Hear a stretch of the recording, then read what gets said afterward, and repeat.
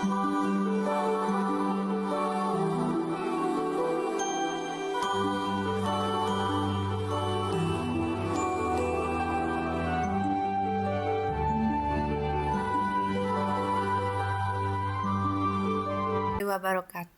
Di sini kami akan memenuhi tugas proyek UAS kelompok Statistika Terapan. Nama kelompok Triana Fadila Wardah, Novalina Putri, Desika Inggi Rahayu, Lydia Patricia, dan dosen pengampunya yaitu Ibu Fatia Nopriani STMkom. Di sini kami mendapatkan judul penelitian yaitu pengaruh olahraga dan waktu tidur terhadap konsentrasi belajar. Rumus hipotesis yang kami dapat yaitu ada 4. Yaitu H1, H2, H3, dan H4, yang dimana H1 terdapat pengaruh olahraga atau X1 terhadap konsentrasi belajar atau Y. H2 terdapat pengaruh waktu tidur X2 terhadap konsentrasi belajar atau Y.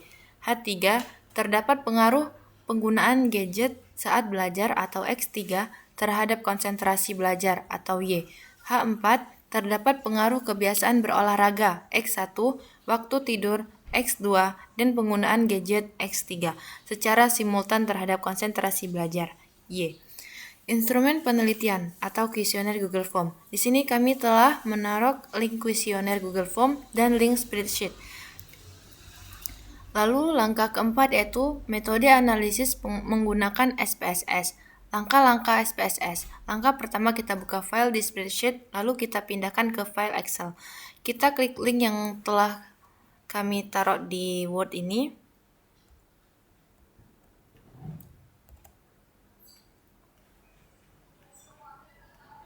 Bentar. Maka akan muncul hasil responden yang telah kami kumpulkan. Kami mendapatkan 101 responden.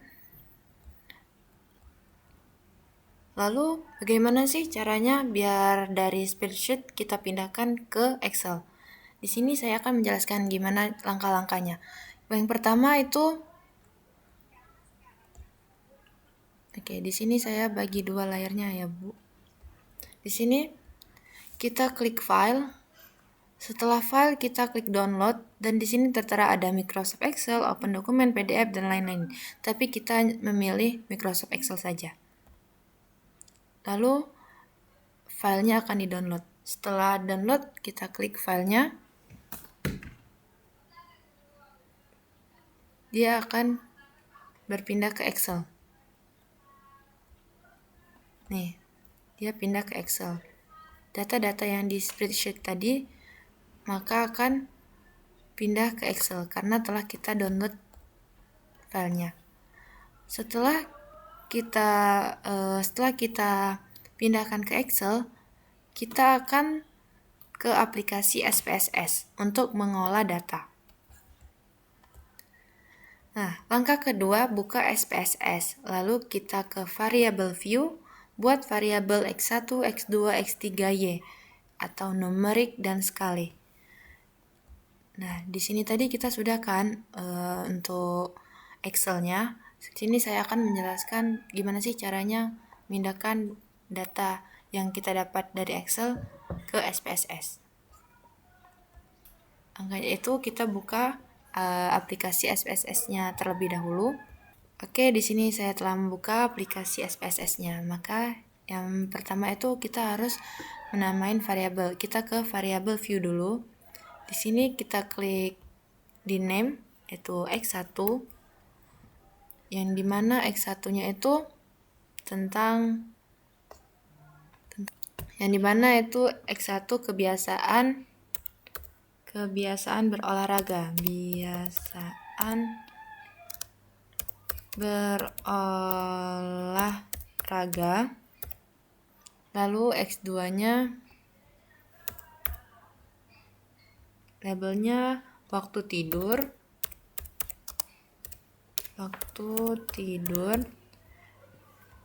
X3-nya labelnya penggunaan gadget.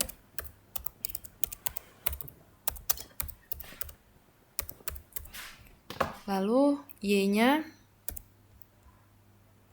konsentrasi belajar.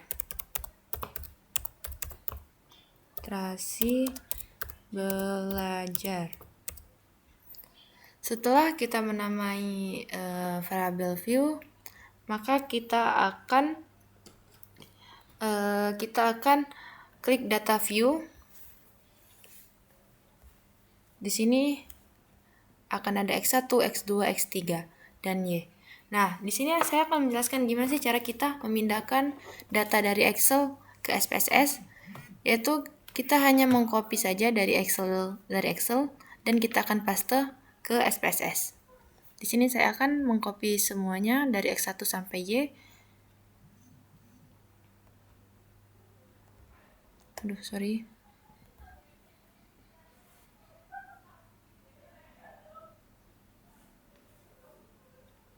Kita copy, lalu kita ke SPSS, kita klik di X1, lalu kita paste. Nah, di sini hasilnya akan keluar dari data kita yang di Excel, dia akan berubah ke SPSS. Langkah selanjutnya kita baca dulu. Langkah ketiga, klik data view tadi, masukkan data dari Excel. Ini hasilnya. Lalu langkah keempat, di sini langkah keempat klik menu, analyze, regression, lalu linear. Baiklah, di sini ada analyze, kita klik analyze. Kita cari yang regression. Ini ada regression, lalu klik linear. Nah, di sini kebiasaan berolahraga itu X1, waktu tidur X2, penggunaan gadget X3, konsentrasi belajar Y. Dependent kita isi konsentrasi belajar di dependent, kebiasaan berolahraga independent, waktu tidur independent, dan penggunaan gadget independent. Setelah itu setelah kita isi dependent sama independent, maka di sini ada method, kita klik enter. Nya sudah enter kan? Baiklah, kita klik OK. Nah, maka hasil yang kita dapat dari regression, model summary-nya, ANOVA, koefisien akan keluar secara otomatis. Setelah itu, kita pindah ke Word. Sebentar. Nah, klik OK, sudah kan tadi saya klik OK, SPSS akan menampilkan output, koefisien, uji T, dan regresi, ANOVA, uji F, model summary R. Ini hasil yang telah kami dapatkan. ANOVA, model summary, koefisien. Lalu langkah selanjutnya itu hasil analisis SPSS atau uji T parsial. Variabel itu X1 kebiasaan berolahraga, X2 waktu tidur, X3 penggunaan gadget, Y konsentrasi belajar. Jumlah respondennya N sama dengan 101, taraf signifikasi yaitu 0,05. Langkah selanjutnya itu H1. H1 pengaruh X1 atau olahraga terhadap Y. Di sini tadi koefisien yang telah kami dapatkan. Nah, lihat baris X1 pada tabel koefisien. Baiklah, kita lihat X1 pada tabel koefisien. Jika sig lebih kecil dari 0,05, maka H1 diterima atau berpengaruh. Jika sig lebih besar dari 0,05, maka H1 ditolak atau tidak berpengaruh. Pada data kami menunjukkan bahwasannya di sini signya 118 atau 118, maka dia lebih besar dari 0,05. T hitung yang kami dapat yaitu 1,578, maka lebih kecil dari 1,98. Maka kesimpulannya yaitu H1 ditolak, tidak terdapat pengaruh signifikan antara olahraga dan konsentrasi belajar. Selanjutnya H2, kita lihat sig X2. Di sini sig X2 ada 0,00. Berarti 0,000 lebih kecil dari 0,05, yang artinya signifikan. T hitung yang kita dapat di sini 3,607, maka itu lebih besar dari 1,98. Kesimpulannya, H2 diterima, waktu tidur berpengaruh signifikan terhadap konsentrasi belajar. Lalu H3, Pengaruh X3 atau penggunaan gadget terhadap Y. Kita lihat SIG X3.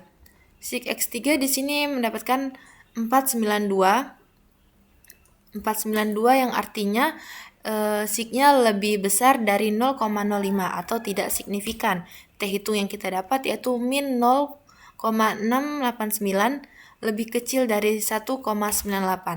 Maka kesimpulannya H3 ditolak, penggunaan gadget tidak berpengaruh signifikan terhadap konsentrasi belajar. Jadi kesimpulan uji T H1 sampai H3 yaitu H1 atau X1 tidak berpengaruh, H2 atau X2 berpengaruh, H3 atau X3 tidak berpengaruh. Baiklah, yang selanjutnya akan dijelaskan oleh Desika Inggi Rahayu. Kepadanya kami silakan. Baiklah, saya di sini akan menjelaskan pengujian simultan atau uji F. Nah, di sini sudah ada tabel ANOVA-nya yang kami dapatkan tadi. Hasil tabel ANOVA yaitu ada F hitung sama dengan 6,351. SIG-nya 0,000, F tabel sama dengan F3 banding 97, hasilnya 2,70. H4 berpengaruh F1, F2, F3 secara simultan terhadap Y, cara menentukan H4 atau uji F. Jika SIG lebih kecil dari 0,05, maka H4 diterima. Jika F hitung lebih besar dari F tabel, maka dia signifikan.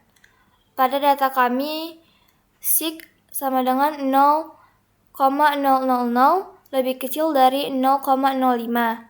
F hitung 6,351 lebih besar dari 2,70 atau F tabel. Maka kesimpulannya H4 diterima. X1, X2, dan X3 secara bersama-sama berpengaruh signifikan terhadap konsentrasi belajar. Baiklah, penjelasan selanjutnya akan saya berikan kepada Novalina Putri. Oke, lanjut ke koefisien determinasi atau bisa disebut R kuadrat. Kalian bisa lihat di sini ada tabel penelitian yang kami teliti. Nah, sebelumnya saya jelaskan dulu apa itu R square dan adjust R kuadrat. Nah, kalau R square itu adalah gabungan X1, X2, dan X3 terhadap Y. Kalau adjust R kuadrat itu R yang sudah dikoreksi berdasarkan jumlah variabel X. Tapi yang di sini kami pakai cuma R square-nya saja. Dari tabel yang di atas ini bisa dilihat R square-nya itu 0,164 dan adjust R kuadratnya 0,138. Jadi kesimpulannya 16,4%-nya variasi konsentrasi belajar dapat dijelaskan oleh X1, X2, dan X3. Lalu sisanya 83,6% dijelaskan oleh variabel lain yang tidak diteliti seperti motivasi, lingkungan belajar, stres, dan lain-lain. Lalu berikutnya saya berikan kepada Lydia Patricia. Baiklah, persamaan regresi linier berganda.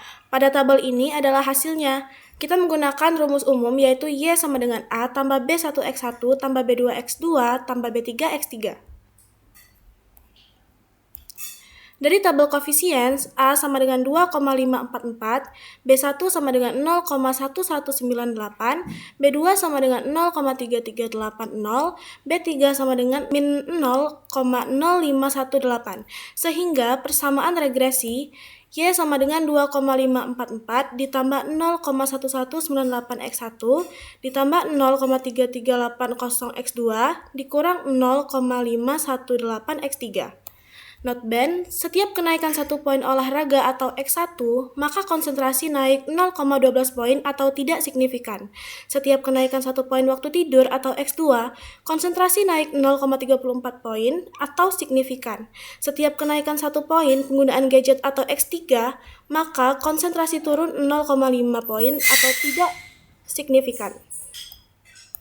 Terakhir kesimpulannya, X1 atau olahraga tidak berpengaruh signifikan terhadap konsentrasi belajar. X2 atau waktu tidur berpengaruh signifikan terhadap konsentrasi belajar. X3 atau penggunaan gadget tidak berpengaruh signifikan terhadap konsentrasi belajar. X1, X2, X3 secara simultan berpengaruh signifikan terhadap konsentrasi belajar. Dan terakhir, model menjelaskan 16,4% perubahan Y maka berpengaruh lemah. Baiklah, mungkin itu saja yang dapat kami jelaskan dari penelitian yang telah kami teliti tentang pengaruh olahraga dan waktu tidur terhadap konsentrasi belajar. Baik, di sini kami mengucapkan kepada Ibu Fathia Nopriani STMkom. Terima kasih. Wassalamualaikum warahmatullahi wabarakatuh.